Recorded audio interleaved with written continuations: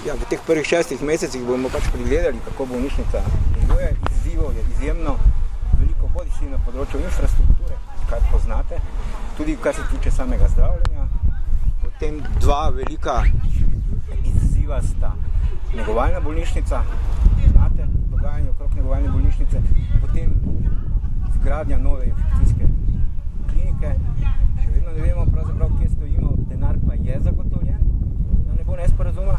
Ni problem v tem trenutku, kar je redko v Sloveniji, ko govorimo o infekcijski kliniki, denar za gradnjo, ampak se pojavljajo izzivi, ker problemov ni v Sloveniji, izzivi se pojavljajo ljudje. Tako je kar veliko dela, kar pomeni, da... čakati na te projekte najbolj... Negovalna bolnišnica, upam, da bomo dobili odločitev o izvajalcu ta teden. Kar se tiče infekcijske klinike, je vprašanje, kako daleč je tehnična dokumentacija pripravljena, da se lahko dobimo gradbeno dovoljenje.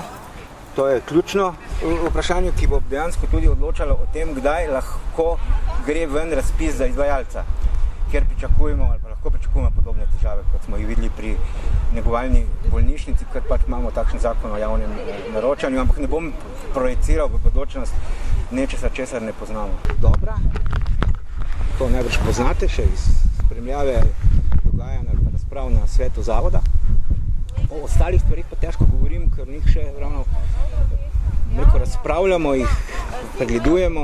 Še enkrat, izzivov je veliko na infrastrukturnem področju, ne samo negovalna bolnišnica in pa klinika za infekcijske bolezni, ampak dva velika izziva sta kuhinja, ki je tudi kritična infrastruktura, ki je lahko vir okužb takšnih ali drugačnih.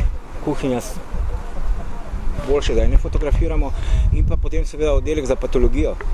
Oba sta se izkazala že za časa covida kot izjemno kritični točki in v vseh teh 3 letih nista doživela nekih bistvenih posodobitev.